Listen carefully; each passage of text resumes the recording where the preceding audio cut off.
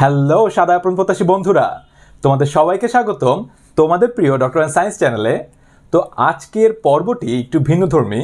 আজকে আমরা আলোচনা করব জীববিজ্ঞান প্রথম পত্র এই সাবজেক্টটিকে নিয়ে একটু কথাবার্তা বলবো আজকে। আর আজকের ভিডিওটি যারা বিশ্ববিদ্যালয়ে মেডিকেলে কিংবা ডেন্টালে ভর্তি পরীক্ষা দিচ্ছ তাদের জন্য খুবই গুরুত্বপূর্ণ। তো তোমরা যারা আজকে আমার চ্যানেল নতুন এসেছো সবাইকে বলবো জলদি সাবস্ক্রাইব করে ফেলো এবং তোমার বন্ধুদের সাথে আমার এই ভিডিওগুলো অবশ্যই শেয়ার করবে।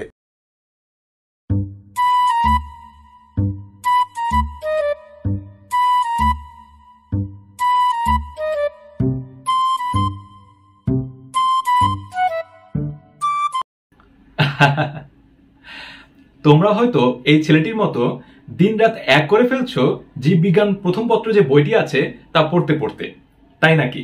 তো তোমাদের একটি সিক্রেট বলি, অ্যাজ অলওয়েজ আমি যে সকল কথা বলি এই কথাগুলো কিন্তু কোনো টিচার তোমাদেরকে বলবে না। তো একটি সিক্রেট হলো, তার আগে একটু বলে রাখি যে তোমরা ভর্তি পরীক্ষায় ইজিলি চান্স পেতে পারো যদি তোমরা তোমাদের মাইন্ডসেটটাকে পরিবর্তন করতে পারো। হ্যাঁ, তোমাদের মাইন্ডসেটটাকে পরিবর্তন করতে হবে, তোমাদের চিন্তাটাকে পরিবর্তন করতে হবে। তো একটা জিনিস চিন্তা করে দেখো, ভালো করে চিন্তা করো যে তুমি কিন্তু তোমার যে জীববিজ্ঞান প্রথম পত্র বইটি আছে অনেকবার পড়েছো, অনেকবার রিভাইজ দিয়েছো, বইয়ের চিপা চাপা যত আছে সবকিছু কিন্তু বারবার পড়েছো, অনেকবার করে পড়েছো। তবে যিনি প্রশ্ন করছেন, অর্থাৎ তুমি যার প্রশ্ন ফেস করবে, সেই টিচার, সেই শিক্ষক তোমার মতন কি এতবার করে পড়েছেন? এতবার কিন্তু পড়েননি। তার মানে কি?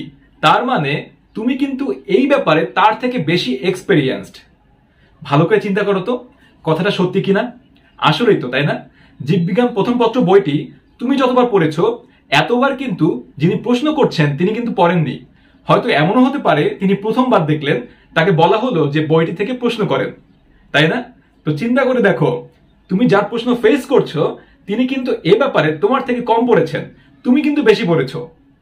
তাহলে তুমি এমন কারো প্রশ্ন ফেস করছো যিনি তোমার থেকে কম পড়েছেন, তাহলে চিন্তা করে দেখো তার প্রশ্ন কি সহজ হবে নাকি কঠিন হবে? তুমি কি পারবে না সেই ব্যক্তির প্রশ্ন ফেস করে চান্স পেতে, পুরোপুরি 100% নাম্বার ক্যারি করতে? অবশ্যই পারবে। তুমি ভয় পাচ্ছ, এর জন্য পারছো না। তোমার ভয়টাকে দূর করো, এভাবে চিন্তা করো, তোমার ভয়টাকে দূর করো, তাহলেই তো হয়ে যায়। জলদি তোমরা তোমাদের প্রথম পত্র বইটি খুলে ফেলো। ডক্টর অ্যান্ড সায়েন্স মানেই নতুন কিছু, ডক্টর অ্যান্ড সায়েন্স মানেই নতুন অ্যানালাইসিস।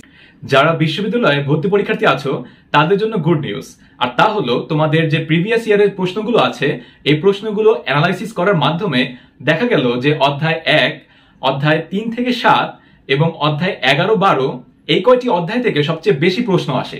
আর সবচেয়ে বেশি প্রশ্ন ঘোরায় বা একদম বেশি প্রশ্ন করে যে অধ্যায়টি হলো তা হলো অধ্যায় 4, অর্থাৎ অণুজীব যে অধ্যায়টি আছে সেই অধ্যায়টি। সো তোমাদের যে কয়টি অধ্যায় বললাম এই কয়টি অধ্যায় একদম মাস্ট পড়ে ফেলতে হবে বিশ্ববিদ্যালয়ে যারা পরীক্ষার্থী আছো তাদের জন্য। আর যারা মেডিকেল এবং ডেন্টাল ভর্তি পরীক্ষার্থী আছো তাদের জন্য বলবো যে তোমাদের ক্ষেত্রে সবগুলো অধ্যায় গুরুত্বপূর্ণ। অর্থাৎ যে টিচারকে প্রশ্ন করতে দেয়া হয় সেই টিচার তিনি কিন্তু সবগুলো অধ্যায় থেকে চেষ্টা করেন যে 1টি, 2টি কিংবা হাইস্ট 3টি প্রশ্ন করার এই চেষ্টাটি তিনি করেন। অর্থাৎ যারা মেডিকেলে ভর্তি পরীক্ষার্থী আছো তাদের 30টি প্রশ্নের মধ্যে প্রায় 14 থেকে 15টি প্রশ্নই কিন্তু তোমাদের এই ফার্স্ট পেপার থেকে আসবে, অর্থাৎ জীববিজ্ঞান প্রথম পত্র থেকে আসবে। জীববিজ্ঞান প্রথম পত্র অধ্যায় 1। তো এক্ষেত্রে বলতেই হয় যে অধ্যায় 1-এ তোমার কোষ নিয়ে আলোচনা করা হয়েছে, রাইট? সো এই কোষের যে আলোচনা আছে এক্ষেত্রে যতগুলো অঙ্গাণু আছে এবং এই অঙ্গাণুগুলোর যে বৈশিষ্ট্য আছে এই বৈশিষ্ট্যগুলো সবচেয়ে ইম্পর্টেন্ট।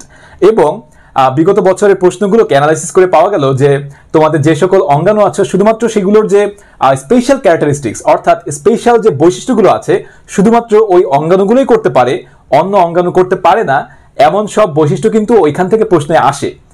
আবার দেখা গেল যে তোমাদের প্রশ্ন যেমন আসে যে তোমাদের যে কিছু নাম আছে, যেমন গোলগি বডির কয়েকটি নাম আছে, কোষ ঝিল্লির কয়েকটি নাম আছে, তো যে এই যে নামগুলো আছে এই নামগুলো থেকেও কিন্তু প্রশ্ন আসে। আবার তোমাদের কিন্তু এখান থেকে যে বৈশিষ্ট্য আছে তার পাশাপাশি তোমাদের কিন্তু উদাহরণ থেকেও কিন্তু প্রশ্ন আসে। সো তোমাদের উদাহরণ পড়তে হবে, বৈশিষ্ট্য পড়তে হবে এবং যে ভিন্ন ভিন্ন নামগুলো আছে এই নামগুলো পড়তে হবে। অধ্যায় 2। তো তোমাদের জীববিজ্ঞান প্রথম পত্রে সবচাইতে প্রেডিক্টেবল চ্যাপ্টার হচ্ছে অধ্যায় 2।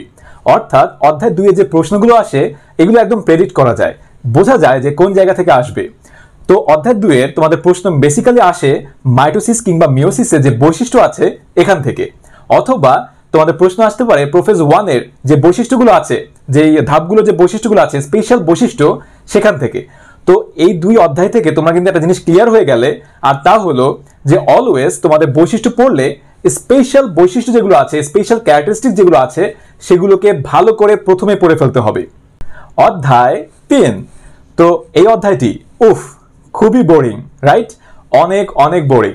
কিন্তু তোমরা যারা জীববিজ্ঞান অর্থাৎ বায়োলজির উপরে ক্যারিয়ার করতে চাও তাদের জন্য কিন্তু এই অধ্যায়টি পুরো বলতে গেলে মায়ের মতন, ঠিক আছে? একদম সারাটা জীবন আগলে রাখতে হবে এই অধ্যায়টিকে। এই অধ্যায়টি তোমাদের বেসিক গড়ে দেবে এবং তোমাদের অনেক কিছু জানতে হবে এই অধ্যায় থেকে। তো এই অধ্যায় কিন্তু স্যারদের কাছে খুব পছন্দের একটি অধ্যায় এবং এই অধ্যায় থেকে তারা কিন্তু অনেক প্রশ্ন করে থাকেন। তো এই অধ্যায়ের প্রশ্নগুলো কেমন হয়? অ্যাগেইন ডিফারেন্ট যে নামগুলো আছে, যেমন তোমার গ্লুকোজের অপর নাম কি, তারপর তোমার যে ফ্রুক্টোজ আছে অপর নাম কি, এগুলোর যে স্পেশাল বৈশিষ্ট্যগুলো আছে এখান থেকে প্রশ্ন হয়, ঠিক আছে? এই জায়গাগুলো থেকে প্রশ্ন হয়। আরেকটি জায়গা আছে, তা হলো যে তোমাদের যে গুরুত্ব, এনজাইমের গুরুত্ব, লিপিড এর গুরুত্ব, এই যে গুরুত্বগুলো আছে এই গুরুত্ব থেকে প্রশ্ন হয়।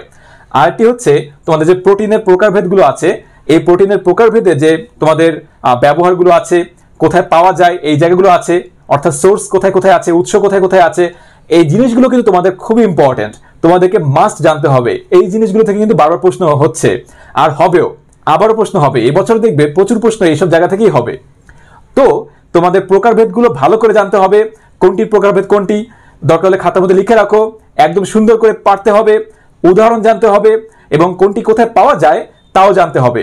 অধ্যায় 4, তো তোমাদের এই অধ্যায় সম্পর্কে যত বলবো ততই কম, অর্থাৎ এই অধ্যায়টি অনেক অনেক ইম্পর্টেন্ট। আমি আমার ভিডিও শুরুতেই বলেছি যে এই অধ্যায়টি খুব ইম্পর্টেন্ট এবং স্যারদের খুবই পছন্দের একটি জায়গা। পারলে এই অধ্যায়টিকে মুখস্থ করে ফেলো। তোমাদের যে বিশ্ববিদ্যালয়ে ভর্তি পরীক্ষা আছে এই ভর্তি পরীক্ষায় তোমাদের কিন্তু অনেক হেল্প করবে, কারণ বিশ্ববিদ্যালয়ে ভর্তি পরীক্ষায় এই অধ্যায় থেকে অ্যাটলিস্ট 4টি কিংবা 5টি প্রশ্ন দিয়ে দেয়। সো এই অধ্যায়টি খুব ইম্পর্টেন্ট এবং এই অধ্যায়ের একটি সবচেয়ে গুরুত্বপূর্ণ জায়গা হলো বৈজ্ঞানিক নাম। তোমাদের বৈজ্ঞানিক নাম থেকে প্রশ্ন আসবে এবং এই বৈজ্ঞানিক নামকে কিভাবে হারাতে হয় এর উপরে আমি একটু ভিডিও দেব, খুব জলদি ভিডিও দেব। তারপরে তোমাদের এই অধ্যায়ের যে জায়গাগুলো আছে যেমন উপকারিতা, তারপর গুরুত্ব, এই সকল জায়গা অবশ্যই ভালো করে পড়ে ফেলতে হবে। তো এই অধ্যায়ের সবচেয়ে ইম্পর্টেন্ট জায়গাগুলো হলো উদাহরণ, বৈশিষ্ট্য, ভাইরাস, ব্যাকটেরিয়া কিংবা অন্যান্য যে রোগগুলো আছে এই রোগগুলোর যে স্পেশাল ক্যারেক্টারিস্টিক্স সেগুলো।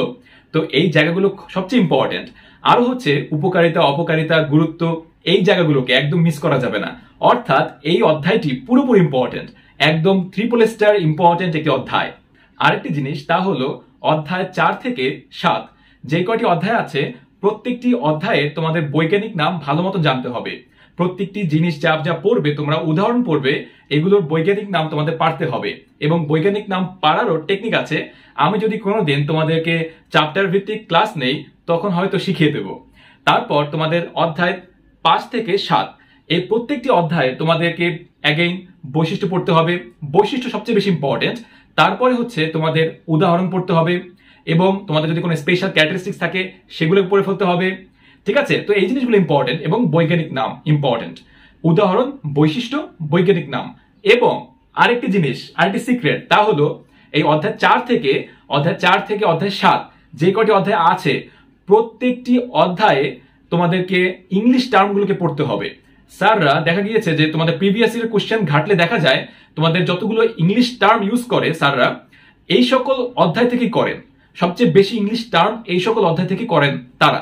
সো তোমাদেরকে যখন তোমরা পড়বে তোমরা একটু চেষ্টা করবে তোমাদের এই নামগুলো বাংলার পাশাপাশি একটু ইংরেজি টার্ম দিয়েও পড়ে ফেলার। বাকি থাকলো তোমাদের অধ্যায় 8 থেকে 12। তো এই কয়টি অধ্যায়ের জন্য আমি বলবো যে তোমরা যদি একদম কম পড়তে চাও তাহলে তোমাদের প্রিভিয়াস ইয়ারে ইউনিভার্সিটি কিংবা মেডিকেল ডেন্টালে আসা যে সকল প্রশ্নগুলো কোন কোন জায়গা থেকে এসেছে এই জায়গাগুলোকে খেয়াল করো। একদম শুধুমাত্র এই জায়গাগুলোকে পড়লেই হবে, ট্রাস্ট মি, এই জায়গাগুলোকে ভালো করে পড়লেই হবে। অর্থাৎ শুধুমাত্র ওই প্রশ্নগুলোকে পড়বে না, তোমরা ওই প্রশ্নগুলো যে প্যারা থেকে এসেছে সেই প্যারাগুলোকে পড়ে ফেলবে এবং তোমাদের সিনিয়ররা যে সকল ইম্পর্টেন্ট লাইন দাগিয়ে দিয়েছে এই লাইনগুলোকে ফলো করবে। তোমাদের জন্য খুব জলদি এমন একটি ভিডিও নিয়ে হাজির হব যেখানে টিচাররা প্রশ্ন করার সময় কি কি কোড তারা অবলম্বন করেন, অর্থাৎ কি কি জিনিস ফলো করেন, বইয়ের কোন কোন জায়গা থেকে তারা প্রশ্ন করেন এবং তারা প্রশ্ন করার সময় কি কি জিনিস মাথায় রাখেন, এই সব কিছু নিয়ে তোমাদের ওই ভিডিওতে ক্লিয়ার করে দেওয়া হবে যে টিচাররা প্রশ্ন করার সময় কোন জায়গা থেকে প্রশ্ন করে এবং তুমি কিভাবে সহজেই ওই প্রশ্নগুলোকে ক্র্যাক করতে পারবে। সর্বোপরি তোমাদেরকে বলবো, তোমরা যদি ডেন্টাল, মেডিকেল কিংবা ইউনিভার্সিটিতে চান্স পেতে চাও, তোমাদেরকে প্রচুর প্রচুর পরীক্ষা দিতে হবে। আর তোমাদেরকে পরীক্ষা দেওয়ার জন্য ডক্টর অ্যান্ড সায়েন্স আয়োজন করেছে ডেন্টাল এবং এএফএমসি এর এক্সাম ব্যাচ। তো তোমরা যারা ভর্তি হতে চাও অবশ্যই আমাদের ফেসবুক পেজে যোগাযোগ করবে। এবং তোমাদেরকে বলে রাখি, তোমাদেরকে প্রতিটি সাবজেক্টে তোমাদেরকে স্পেশাল সাজেশন দেওয়া হবে, এক্সক্লুসিভ সাজেশন দেওয়া হবে। ভিডিওটি ভালো লাগলে অবশ্যই লাইক করবে, তোমাদের কোনো মতামত থাকলে কমেন্ট করে জানাও এবং তোমাদের যেই সকল ফ্রেন্ডদের এই ভিডিওগুলো প্রয়োজন তাদের কাছে ভিডিওগুলো শেয়ার করো। Success together!